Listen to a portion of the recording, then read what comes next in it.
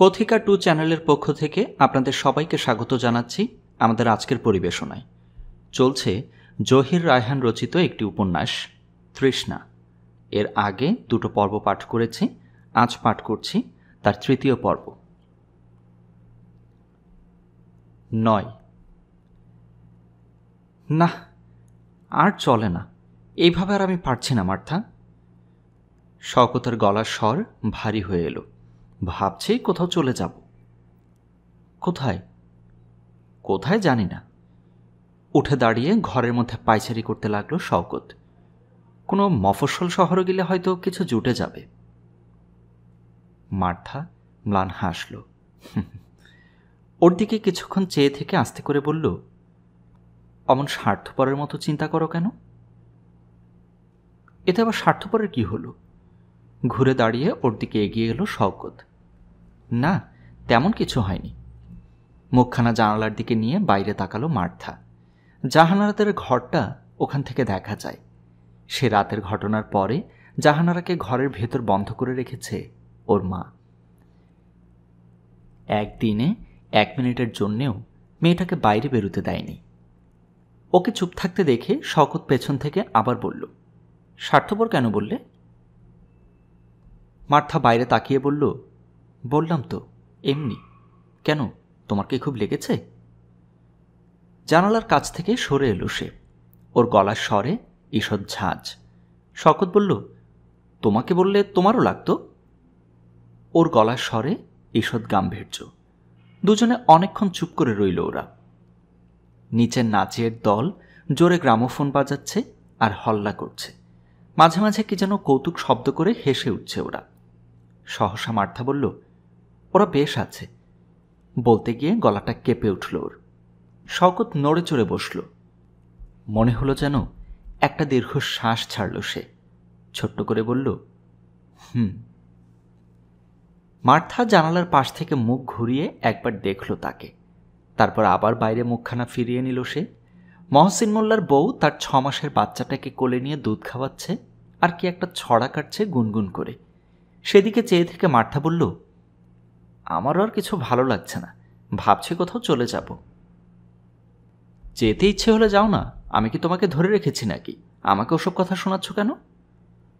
শওকতের কণ্ঠস্বরে বিরক্তির আমেজ।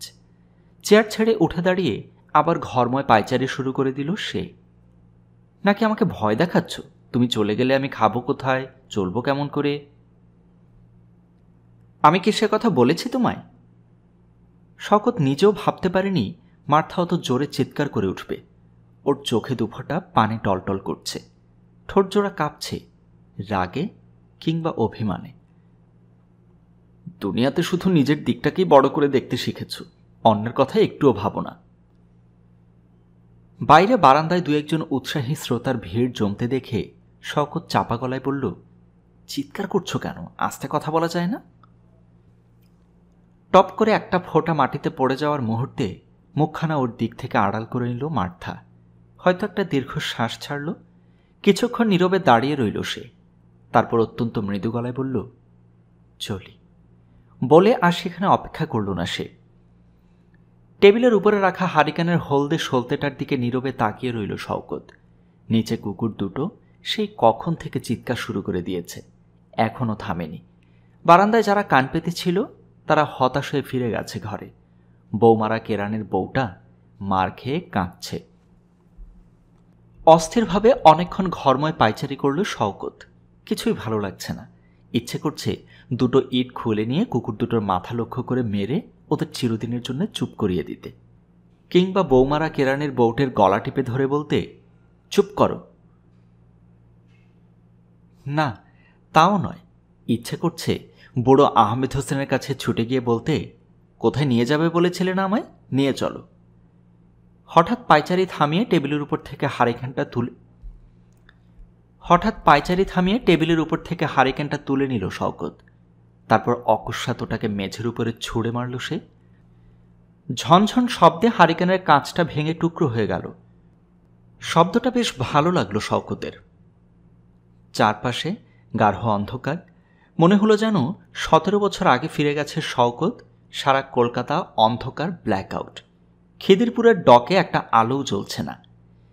মাটির নিচে অন্ধকার সেন্টারের মধ্যে হাত পা গুটিয়ে বসে আছে সে। শুধু সে নয়, আরও অনেকে, ছেলে বুড়ো মেয়ের গাদাগাদি। একটা প্লেনের শব্দ হলো, দুটো, তিনটে, অনেকগুলো প্লেন ঝাঁক বেঁধে উড়ে গেল মাথার উপর দিয়ে। পরপর কয়েকটা ভয়াবহ বিস্ফোরণের শব্দে কানে তালা লেগে গেল ওর। উপর থেকে কিছু মাটি ধসে পড়ল নিচে, গায়ের উপরে। পাশের বুড়োটা চিৎকার করে উঠল, ইয়া আল্লাহ! একটা ছেলে একটা যুবতী মেয়েকে জড়িয়ে ধরে পড়ে আছে চুপচাপ, হয়তো শক্তি সঞ্চয়ের চেষ্টা করছে। একজন মা তার বাচ্চাকে সজোরে বুকের মধ্যে চেপে ধরে রেখেছে, দাঁতে দাঁত লেগেছে। ওর একটা ছোট ছেলে সভয়ে তাকাচ্ছে চারদিকে। বাইরে তখন জাপানিরা বোমা ফেলছে। কতক্ষণ মনে নেই, অনেকক্ষণ হবে হয়তো।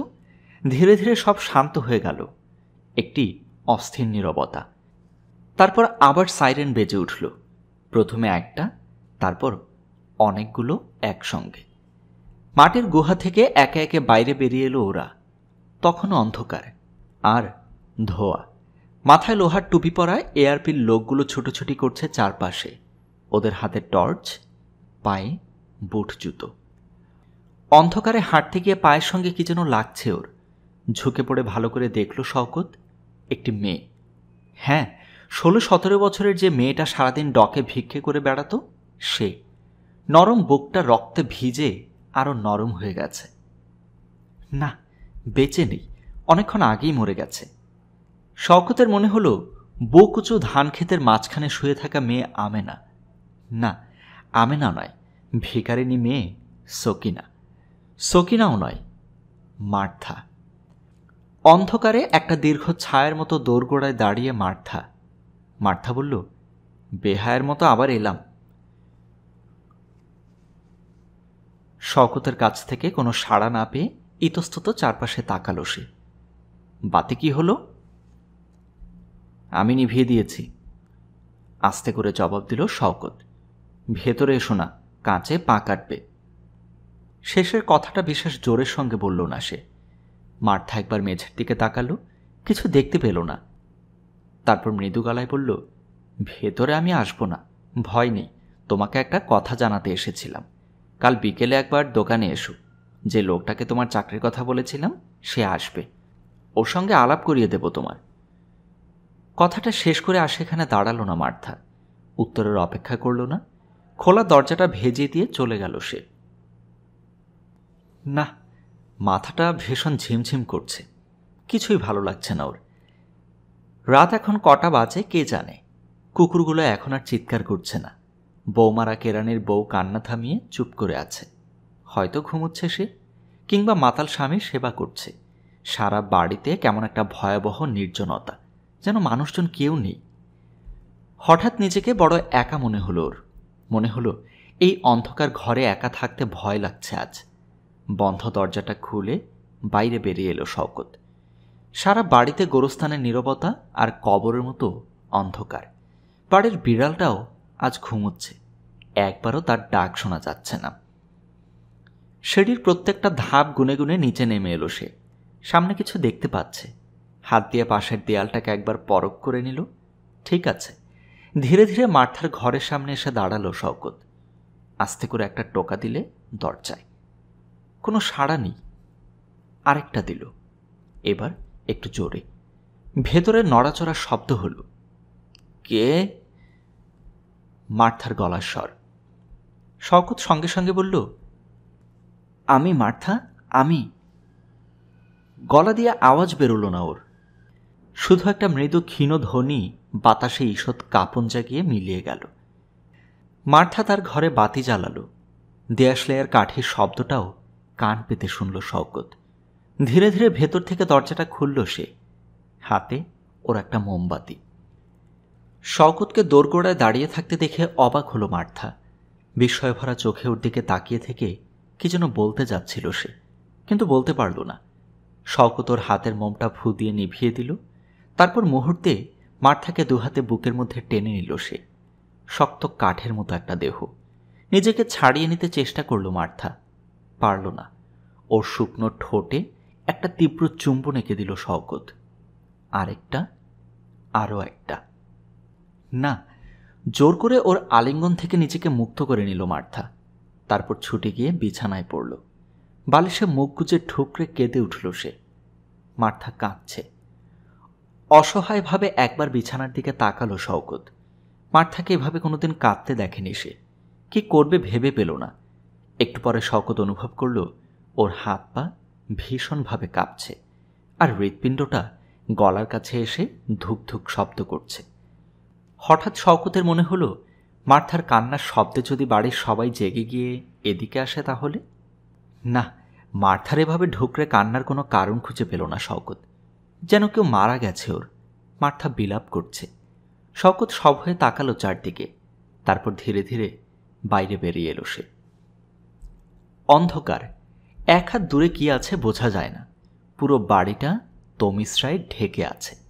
একটা ইঁদুর কিচকিচ শব্দ তুলে পায়ের উপর দিয়ে ছুটে পালিয়ে গেল। ভয়ে থমকে দাঁড়ালো সে।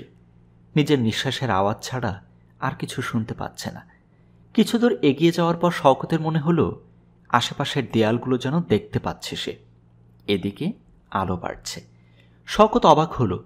সিঁড়ির দিকে না গিয়ে পথ ভুল করে উঠোনে চলে এসেছে সে। এবার রীতিমতো ভয় করতে লাগলো ওর। হাত পাগুলো অস্বাভাবিকভাবে কাঁপছে। পথ হাতড়ে আবার সিঁড়ির দিকে ফিরে এলো শওকত। কোথায় একটা বাচ্চা ছেলে হঠাৎ ঘুম থেকে জেগে গিয়ে ট্যাঁ করে কাঁদছে। মা ছড়া কেটে শান্ত করার চেষ্টা করছে তাকে। ঘরে ফিরে এসে দরজায় খিল এঁটে দিল শওকত। সারা গা বেয়ে ঘাম ঝুরছে ওর। যেন একটা প্রচণ্ড জ্বর এসে গায়ে এইমাত্র ছেড়ে গেল। দরজায় হেলান দিয়ে কিছুক্ষণ চুপচাপ দাঁড়িয়ে রইল সে। গলার নিচে ধুক ধুক শব্দটা কমেছে। শ্বাস প্রশ্বাসটা স্বাভাবিক হয়ে এসেছে ওর। কলসি থেকে এক গ্লাস পানি ঢেলে ঢকঢক করে সবটা খেয়ে নিল শওকত। 10। পরদিন যখন ঘুম ভাঙল ওর, তখন অনেক বেলা হয়ে গেছে। আড়মোড়া দিয়ে পাশ ফিরে শুল সে। চোখ খুলল। মেঝেতে অনেকগুলো কাচের টুকরো ছড়ানো। দিনের আলোয় চিকচিক করছে। আবার চোখ বন্ধ করল শওকত। সারা দেহে কি এক আলস্য। বিছানা ছেড়ে উঠতে ইচ্ছে করছে না ওর। শুয়ে শুয়ে কাল রাতের কথা ভাবল সে। আর তখনই মার্থার কথা মনে পড়ল ওর। মনে পড়ল রাতে ওর ঘরে যাওয়ার কথা। সঙ্গে সঙ্গে উঠে বসল শওকত। দরজা খুলে বারান্দায় বেরিয়ে এলো। দালানের মাথার উপর দিয়ে কড়া রোদ এসে পড়েছে উঠোনে। এত বেলা পর্যন্ত এর আগে কোনো দিন বিছানায় শুয়ে থাকেনি সে। মার্থা কি এসেছিল সকালে? হয়তো এসেছিল। ওর কোনো সাড়া শব্দ না পেয়ে ফিরে গেছে। কিন্তু দরজায় ধাক্কা দিলে নিশ্চয়ই জেগে যেত শওকত। না, মার্থা আসেনি। কাল রাতে সে ঘটনার পর হয়তো মনে মনে ওকে ঘৃণা করছে মার্থা। মার্থা আর আসবে না ভাবতে গিয়ে বুকের নিচে একটা চিনচিন ব্যথা অনুভব করল সে। নাচিয়ে দলের মেয়ে সেলিনা কলতলায় চান করেছে। একটা তোয়ালে দিয়ে হাত পা মুখ রগড়াচ্ছে মেয়েটা। শূন্য দৃষ্টি মেলে তার দিকে তাকিয়ে রইল শওকত। ওর দিকে চোখ পড়তে লজ্জা পেয়ে তাড়াতাড়ি নগ্ন পা জোড়া ভেজা কাপড়ে ঢেকে দিল সেলিনা। শওকতের কোনো ভাবান্তর হলো না। মেয়েটা আর চোখে আবার তাকালো। মৃদু হাসল সে। বারান্দা থেকে সরে আবার ঘরে এলো শওকত। কি করবে বুঝতে পারছে না। খিদে পেয়েছে ভীষণ। কিছু খাওয়া দরকার। মগে করে পানি এনে বারান্দায় মুখ ধুতে বসল সে। আজমলালের ঘরের সামনে লোকজনের ভিড়। দেশের বাড়ি থেকে কয়েকজন আত্মীয় স্বজন এসেছে। হারুনের বিয়ে ঠিক করে ফেলেছে ওরা। না, জাহানারার সঙ্গে নয়, আজমলালের নিজের বোনজির সঙ্গে। স্কুলে পড়ে মেয়েটা। বিষয় সম্পত্তি আছে। হাত মুখ মুছে কাপড় পাল্টালো শওকত। ঘরময় কাচের টুকরোগুলো এখনো ছড়িয়ে রয়েছে। থাক, জাহান্নামে যাক সব। বাইরে বেরোবার পথে ভাঙা হারিকেনটাকে অকারণে একটা লাথি মেরে ঘরের কোণে সরিয়ে দিয়ে গেল সে। মার্থার ঘরের দরজায় একটা তালা ঝুলছে। ভোরে ভোরে বেরিয়ে গেছে সে। জাহান্নামে যাক মার্থা, আপন মনে বিড়বিড় করে উঠল শওকত। বাহার যা রাহে গিয়া। পেছন থেকে মিহি কণ্ঠের আওয়াজ শুনে থমকে দাঁড়ালো সে। নাচিয়ে দলের মেয়ে সেলিনা তার ঘরের দরজায় দাঁড়িয়ে একখানা তোয়ালে দিয়ে মাথার চুল ঝাড়ছে। সামনে পড়ে থাকা একরাশ ঘন কালো কুম্ভল পিঠের উপরে সরিয়ে দিয়ে মেয়েটি আবার বলল, বাহার যা রাহে গিয়া। শওকত ফ্যালফ্যাল করে তাকিয়ে রইল ওর দিকে। এই প্রশ্ন হঠাৎ কেন বুঝতে পারল না সে। কাঁচা হলুদের মতো গায়ের রং, তামাটে চোখ, গাঢ় বাদামি অধর। মার্থার চেয়ে দেখতে অনেক বেশি সুন্দর সেলিনা, অনেক বেশি জীবন্ত। ক্যা দেখ রাহে? মুখ টিপে পরিমিত হাসল মেয়েটি। অকারণে লজ্জায় রাঙা হয়ে তাড়াতাড়ি বুকের কাপড়টা টানতে গিয়ে আরও একটু সরিয়ে দিল। শওকত আস্তে করে বলল, কিছু না, বলে যাবার জন্যে পা বাড়ালো সে। কোথায় যাচ্ছেন বললেন না তো? এবার উর্দুতে নয়, বাংলায় প্রশ্ন করল মেয়েটি। শওকত ঘুরে দাঁড়িয়ে বলল, বাইরে যাচ্ছি কাজে। কেন, কিছু বলবেন নাকি? হ্যাঁ। বলুন। ভেতরে আসুন, বলছি। অপূর্ব ভঙ্গিতে ভ্রুজোড়া বাঁকালো মেয়েটি। ঠোঁটের কোণে এক রহস্যময় হাসি। ইতস্তত করে ভেতরে এলো শওকত। আমার একটু তাড়া আছে, কি বলবেন তাড়াতাড়ি বলুন। বলছি, অমন অধীর হচ্ছেন কেন, বসুন। চুলগুলো ধীরে ধীরে খোপাবদ্ধ করল মেয়েটি। ছোট্ট ঘর, প্রায় শূন্য। একটা চৌকি, এলোমেলো বিছানা, তাকে কতগুলো শিশি বোতল জড়ো করা, একটা ভাঙা আয়না, চিরুনি, কোনায় দড়ির ওপরে কতগুলো ময়লা কাপড়, পুরনো একটা ট্রাঙ্ক, চিত্র তারকাদের ছবিতে ভরা কয়েকটা ক্যালেন্ডার। কাল রাতে নিচে এসেছিলেন কেন? দেহটা ভেঙে দরজায় হেলান দিয়ে দাঁড়ালো মেয়েটি। সারা মুখে তার দুষ্টুমি ভরা হাসি। শওকতের মাথায় যেন বাজ পড়ল। ইতস্তত করে বলল, তার মানে? কাল রাতে নিচে এসেছিলেন কেন? প্রত্যেকটা কথার উপরে জোর দিয়ে টেনে টেনে প্রশ্ন করল মেয়েটি। অবাক হয়ে ওর দিকে কিছুক্ষণ তাকিয়ে রইল শওকত। তারপর দৃঢ় গলায় বলল, আপনি কি বলতে চান? আমি কি বলতে চাই? অপূর্ব গ্রীবাশক্তি করল সেলিনা। বাঁকা চোখে ওর দিকে একটু তাকিয়ে অকারণে রাঙা হলো সে। তারপর খিলখিল করে হেসে উঠে বলল, আমি বলতে চাই কাল রাতে আপনি নিচে এসেছিলেন। হ্যাঁ, এসেছিলাম। মার্থার ঘরের সামনে দাঁড়িয়েছিলেন? হ্যাঁ, দাঁড়িয়েছিলাম। ওর ঘরের দরজায় টোকা দিয়েছিলেন? 2 বার। হ্যাঁ, দিয়েছিলাম। মার্থার হাতে মোমবাতি ছিল, ফু দিয়ে সেটা নিভিয়ে দিয়েছিলেন। শওকতের গলা দিয়ে আর কথা সরল না। বিস্ময়ে বিমূঢ় হয়ে মেয়েটির দিকে তাকিয়ে রইল সে। একটা ডাইনি, একটা পিশাচ। শওকতের মনে হলো ওর কলজেটা গলার কাছে এসে আবার ধুক ধুক শুরু করে দিয়েছে। কি চুপ করে গেলেন যে? বাদামি অধৈর্যটা জিভ দিয়ে ভিজিয়ে নিল সে। গলা দিয়ে একটা অদ্ভুত স্বর বের করে বলল, জাহানারার মতো ইচ্ছে করলে আপনাকেও ধরিয়ে দিতে পারতাম, দিইনি, মায়া হয়েছিল তাই। শওকতের মনে হলো ওর স্নায়ুগুলো যেন ধীরে ধীরে অবশ হয়ে আসছে। পা জোড়া ভীষণ ভারী হয়ে গেছে, নাড়তে পারছে না। সেলিনা ওর হাতের তোয়ালেটা সামনে বাড়িয়ে দিয়ে বলল, নিন, বড় বেশি ঘামাচ্ছেন, মুছে নিন। আবার শব্দ করে হেসে উঠল সে। আমিও বাইরে বেরোবো, বসুন, কাপড়টা পাল্টে নি। বলে দরজার সামনে থেকে ঘরের কোণে যেখানে একটা দড়ির উপরে অনেকগুলো ময়লা কাপড় ঝোলানো, সেদিকে এগিয়ে গেল সে। যেতে যেতে বলল, এদিকে তাকাবেন না কিন্তু। শওকতের সবকিছু তালগুল পাকিয়ে গেছে। ভাবনার গ্রন্থিগুলো যেন সব ছিঁড়ে গেছে ওর। তবু ভাবতে চেষ্টা করল সে, এখন কি করবে। পেছনে সেলিনার কাপড় পাল্টানোর খসখস শব্দ। সহসা শওকত বলল, রাতে ঘুমোন না নাকি? ঘুম? বিচিত্র এক ধ্বনি বেরুলো মেয়েটির কণ্ঠে। ঘুম আমার আসে না। কেন? দরজায় খিলেটে ঘুমোতে পারি না বলে? সেলিনা আবার খিলখিল করে হেসে উঠল।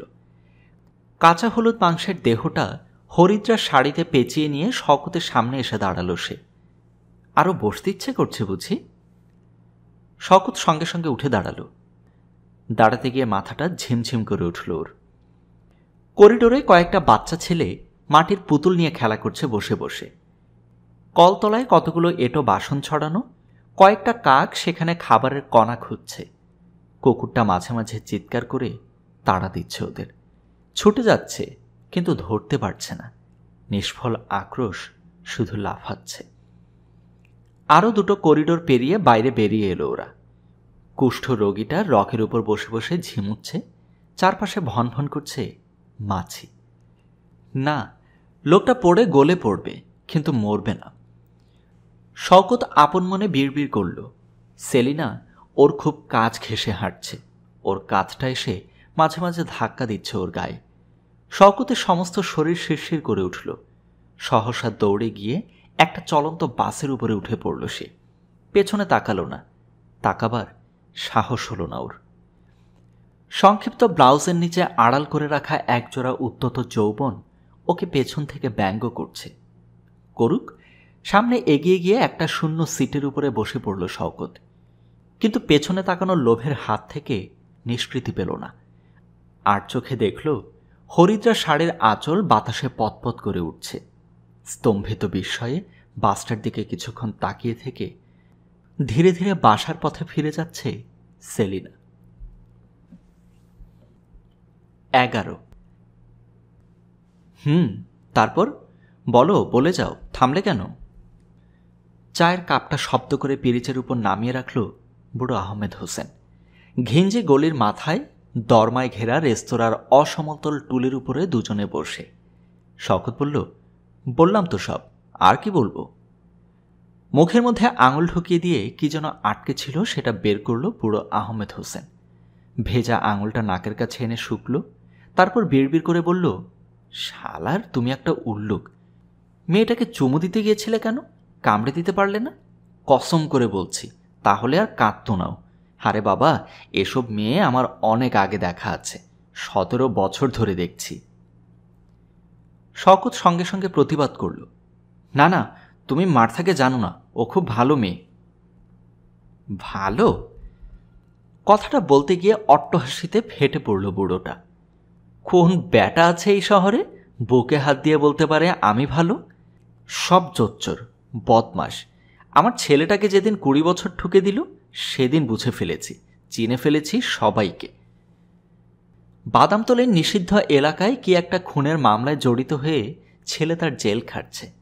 তার কথা মনে পড়ায় সহসা কথার বলগায় লাগাম টানল বুড়ো। বার্ধক্যের ছানি পড়া চোখ জোড়া ছলছল করছে।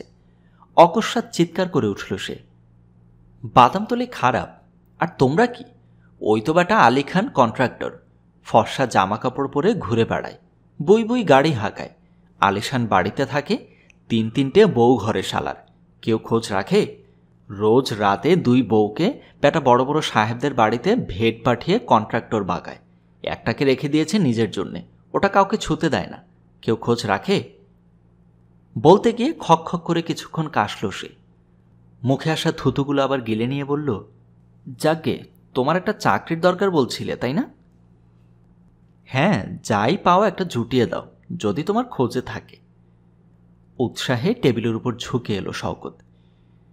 শেষ চাটুকু এক ঢোকে গিলে নিয়ে বুড়ো আহমেদ হোসেন বলল, দিতে পারি যদি করতে রাজি থাকো। চাকরি নয়, তবে চাকরিও বলতে পারো। কি? শওকতের কণ্ঠে উৎকণ্ঠা। টুলের ওপরে একখানা পা তুলে নিয়ে উরু চুলকোতে চুলকোতে কি যেন ভাবল বুড়ো। ভেবে বলল, কিছু না, এই এদিকের মাল ওদিক করা আর কি। তার মানে? শওকতের সপ্রশ্ন দৃষ্টির দিকে তাকিয়ে ফোকলা দাঁত বের করে নতুন বিয়ে করা বউয়ের মতো হাসল বুড়ো আহমেদ হোসেন। শোনো, তাহলে খুলেই বলি, তোমার কাজ হবে যেই সন্ধে হলো অমনি কয়েকটা জায়গা দেখিয়ে দেব তোমায়, ওখানে গিয়ে দাঁড়িয়ে থাকা। তারপর কয়েকটা লোক দেখিয়ে দেব তোমায়। প্রথম প্রথম অবশ্যই তোমার চিনে নিতে কষ্ট হবে, তারপর মাসখানেক কাজ করলে ওদের ভাবভঙ্গি দেখে তুমি ঠিক বের করে নিতে পারবে। এই বের করাটাই হচ্ছে আসল কাজ।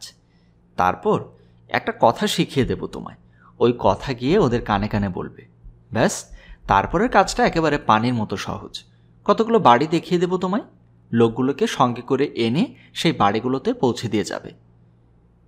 ছানি পড়া চোখে পিটপিট করে ওর দিকে তাকিয়ে রইল বুড়ো আহমেদ হোসেন। কি, রাজি? শওকত উসখুস করল, কাজটা ঠিক বুঝলাম না। বুঝবে বুঝবে, বুঝবে না কেন? আবার একগাল হাসল বুড়োটা। শোনো, তাহলে আরও খুলে বলি। ওই যে বাড়িগুলোর কথা বললাম, ওখানে খাসা খাসা কতগুলো মেয়ে থাকে। আহা, অমন উসখুস করছো কেন? পুরোটা শুনে নাও না। তুমি নিজে তো আর কিছু করছো না, তোমার কি এলো গেল? তুমি তো শুধু বকরা ধরে আনবে, নগদানগদি টাকা। মেয়ের দালালি করতে বলছো আমায়? বিচিত্র ভঙ্গিতে হাসল শওকত। বুড়ো আহমেদ হোসেন ঘোত করে উঠল।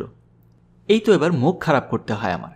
আরে বাবা, যে শালারা এসব কাজ করে বেড়ায় তারা লেখাপড়ায় তোমার চাইতে কম না, অনেক বেশি। নিজেকে কি অমন কেউকেটা ভাবো যে কাজটা নিতে লজ্জা করছে? আর ওই ছুরিগুলো, ওরাও তোমার ওই নালাখন্দ থেকে কুড়িয়ে আনা নয়, সব ভদ্রঘরের মেয়ে, স্কুলে কলেজে পড়ে, ঘর সংসার করে। ইচ্ছে করলে কোনোদিন তুমি নিজেও গিয়ে 2-1 রাত শুয়ে আসতে পারো ওদের সঙ্গে। তোমার কি, টাকা রোজগার হলেই হলো। ওরাও তো টাকার জন্যই করছে এসব। চলি এবার। এই অস্বস্তিকর প্রস্তাবের নাগাল থেকে বেরিয়ে যাওয়ার জন্য মনটা আকুপাকু করছে শওকতের। সে উঠে দাঁড়ালো। ব্যাস, পছন্দ হলো না তো? বুড়ো আহমেদ হোসেন শুয়োরের মতো ঘোত করে বলল, তা পছন্দ হবে কেন? যাও, মার্থার কাছেই যাও, গিয়ে মার্থার ঠোঁট চষো গিয়ে, তাতেই পেট ভরবে। আমার কাছে এসে আর প্যান প্যান করো না, ঘুষি মেরে একদম নাকের ডগা গুঁড়ো করে দেব। শেষের কথাগুলো শওকতের কানে গেল না। ততক্ষণে রাস্তায় নেমে গেছে সে। মার্থার কাছেই যাবে সে। হ্যাঁ, মার্থার কাছে। মার্থা ওকে ঘৃণা করবে? করুক, ওর কাছে মাফ চাইবে সে। বলবে, আমাকে ক্ষমা করে দাও মার্থা, আমি না বুঝে অন্যায় করে ফেলেছি। তুমি যা ভাবছ আমি তা নই। সারাটা জীবন আমি দেশের এক প্রান্ত থেকে আরেক প্রান্তে ঘুরে বেড়িয়েছি। এক কাজ ছেড়ে অন্য কাজ করে নিয়েছি, কোথাও শান্তি পাইনি। আমি তোমার কাছে শুধু একটু শান্তি পেতে গিয়েছিলাম, আর কোনো উদ্দেশ্য আমার ছিল না। মার্থা, তুমি কেন আমাকে কাছে টেনে নিলে না মার্থা? মার্থা কাউন্টারে দাঁড়িয়ে ক্রেতাদের সঙ্গে সেই আগের মতো হেসে হেসে কথা বলছে সে, তেমনই সহজ স্বাভাবিক। ফুটপাতে দাঁড়িয়ে অনেকক্ষণ ধরে ওকে দেখল শওকত। বিকেলে আসতে বলেছিল সে। এখন রাত। যে লোকটার আসার কথা ছিল সে বোধহয় এসে চলে গেছে। ভেতরে যাবে কিনা ভাবল। ভাবতে গিয়ে কাল রাতের কথা আবার মনে হলো ওর। আর সঙ্গে সঙ্গে একটা ভয়ের রাক্ষস এসে গ্রাস করতে চাইল ওকে। পা কাঁপল, মাথা ঝিমঝিম করে উঠল, বুকটা ধুকধুক করছে। মার্থা কাউন্টার ছেড়ে বাইরে বেরিয়ে আসছে। শওকতের মনে হলো এখনই একটা দৌড় দিয়ে পালাতে পারলে বেঁচে যায় সে। কিন্তু মার্থা সোজা ওর সামনে এসে দাঁড়ালো। কি ব্যাপার, ভেতরে না গিয়ে এতক্ষণ ধরে এখানে দাঁড়িয়ে রয়েছ কেন? চলো। মার্থার গলার স্বর আর মুখের ভাবভঙ্গি দেখে অনেকটা আশ্বস্ত হলো শওকত। ভেতরে যেতে যেতে মার্থা আবার বলল, এত দেরি করে এলে কেন? ভদ্রলোক তোমার জন্য অনেকক্ষণ অপেক্ষা করে চলে গেছেন, বসো এখানে। ওকে একটা চেয়ারে বসিয়ে দিয়ে আবার কাউন্টারে চলে গেল মার্থা। রাতকানা লোকটা চশমার ফাঁকে বার কয়েক তাকালো ওর দিকে, কেমন যেন একটা সন্দেহের দৃষ্টি, যেন শওকত একটা মস্ত বড় অন্যায় করে ফেলেছে। মার্থা ওই রাতকানা লোকটাকে সব কথা বলে দেয়নি তো? নইলে লোকটা গোফের নিচে অল্প অল্প করে হাসছে আর ঘুরিয়ে ফিরিয়ে দেখছে কেন ওকে, পা থেকে মাথা পর্যন্ত? এসো। কতক্ষণ পরে মনে নেই, মার্থা এসে ডাকলো ওকে। ওর দিকে তাকিয়ে একটু অবাক হলো শওকত। এতক্ষণ চোখে পড়েনি মার্থা আজ সেজেছে। বিয়ের আগে সেই বেকারিতে আসার সময় যেমন সাজত সে, তেমনি। হঠাৎ যেন বয়সটা অনেক কমে গেছে ওর। রাস্তায় নেমে কিছু দূর পথ কোনো কথা বলল না মার্থা। ওকে বেশ গম্ভীর মনে হলো। শওকত ভাবল আর দেরি না করে এই পথ চলার ফাঁকে ওর কাছে ক্ষমা চেয়ে নিলে হয়। মার্থা অকস্মাৎ একটা দীর্ঘশ্বাস ছাড়ল। বলল, তোমার চাকরিটা বোধহয় হবে না। হবে না? ওর কথাটারই যেন প্রতিধ্বনি করল শওকত। মার্থা বলল, হতো, এখনো হয়, ওর কথায় যদি আমি রাজি হয়ে যাই। কে জানে, হয়তো মেয়ে মানুষ সঙ্গে থাকলে সব জায়গায় এমনই আদর্শ হাক পাওয়া যায়, শওকত ভাবল। কি কথা? শওকতের দম বন্ধ হয়ে এলো। মার্থা বলল, থাক, নাইবা শুনলে।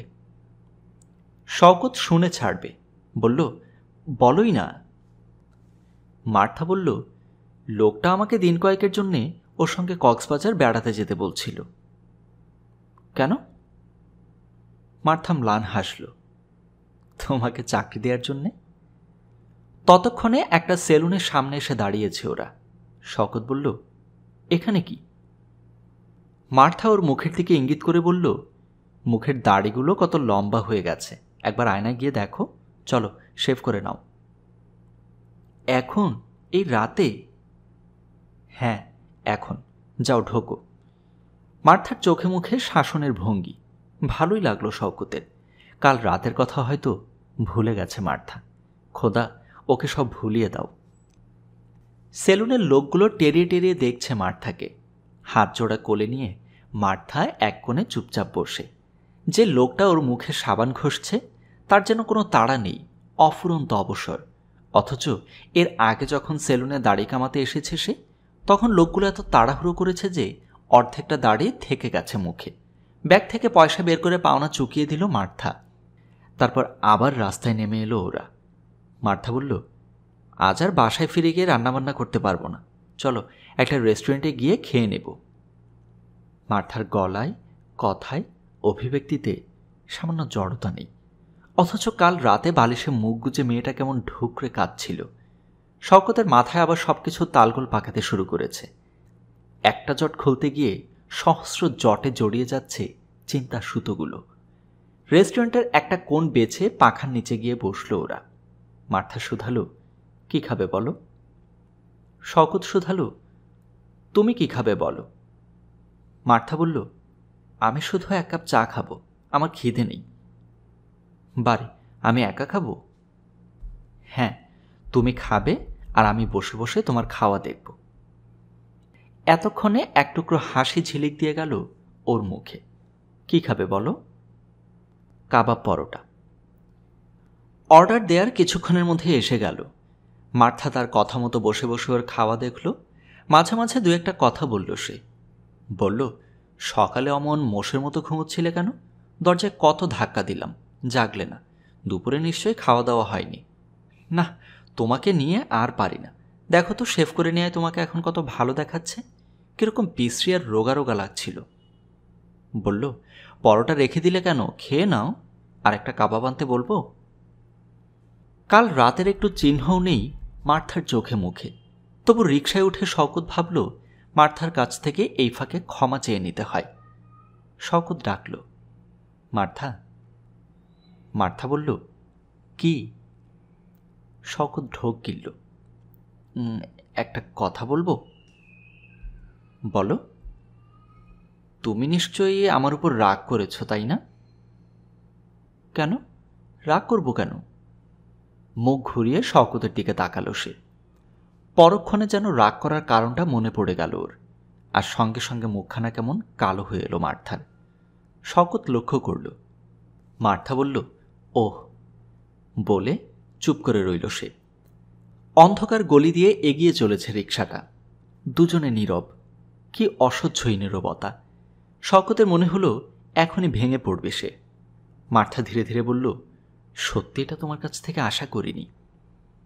শওকত মরিয়া হয়ে বলল, মার্থা, আমাকে মাফ করে দাও। তুমি যা ভাবছ আমি তার নই, বিশ্বাস করো। ওর একখানা হাত নিজের মুঠোর মধ্যে তুলে নিল মার্থা। মৃদু হেসে বলল, পাগল, তুমি একটা আস্ত পাগল। যে জিনিসটা চাইলেই পেতে তাকে অমন চোরের মতো পেতে চাও কেন? জানো, কাল রাতে আমার মনে হয়েছিল তুমিও আর 5টা লোকের মতো, নিতান্ত সাধারণ। তোমার চোখ জোড়া কি বিশ্রী লাগছিল। মনে হচ্ছিল একটা মাতাল গুন্ডা ছোট লোক। সত্যি, তোমার উপরে হঠাৎ ভীষণ ঘেন্না এসে গিয়েছিল আমার। আমি সেটা সহ্য করতে পারিনি, তাই কেঁদেছিলাম। ওর হাতখানা মুঠোর মধ্যে শক্ত করে ধরল মার্থা। শওকত একটা সুবোধ বালকের মতো বলল, আর আমি অমন করব না মার্থা।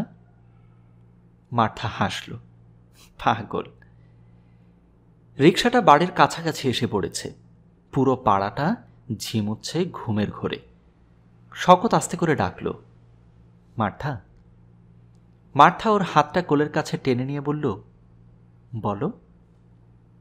শওকত ইতস্তত করল, এখন একটা চুমু দিই? না। কেন? রিকশাওয়ালাটা কি মানুষ না নাকি? মার্থা ফিসফিস করে বলল, ঘরে গিয়ে দিও, যত ইচ্ছে দিও। রিকশা থেকে নামলো ওরা। কুষ্ঠরোগীটার রকের উপর বসে। আজ ওর প্রতি হঠাৎ বড় মায়া হলো শওকতের। মার্থার দিকে চেয়ে বলল, লোকটাকে একদিন হাসপাতালে নিয়ে গেলে হয়, এখনও ঠিকমতো চিকিৎসা করলে হয়তো ভালো হয়ে যাবে, কি বলো? কিন্তু মার্থা ওর কথার কোনো জবাব দিল না। রিকশার পয়সাটা চুকিয়ে দিয়ে আস্তে করে বলল, এসো। অন্ধকার করিডোরে দাঁড়িয়ে মার্থা আবার বলল, ম্যাচেসটা জ্বালাও তো, তালা খুলি। পকেট থেকে দিয়াশলাইয়ের বাক্সটা বের করে জ্বালালো শওকত। খুট করে একটা শব্দ হলো পেছনে। শওকত ফিরে তাকালো। পেছনে দরজার আড়ালে একটা ছায়া, কাঁচা হলুদের মতো যার গায়ের রং, তামাটে যার চোখ, আর গাঢ় বাদামি যার অধর। শওকতের মাথাটা আবার ঝিমঝিম করে উঠল। একটা ভয়ের রাক্ষস এসে ধীরে ধীরে গ্রাস করছে ওকে। দরজাটা খুলে ভেতরে ঢুকলো মার্থা। মিষ্টি গলায় ডাকল, এসো। না, এখন না মার্থা। শওকত ঢোক গিলল। তারপর আর এক মুহূর্ত সেখানে দাঁড়ালো না সে। মার্থা অবাক হয়ে দেখল, অন্ধকার সিঁড়ির মোড়ে হারিয়ে গেল শওকত। ভয়ের রাক্ষস তাড়া করছে ওকে। তৃতীয় পর্বের সমাপ্তি এখানেই।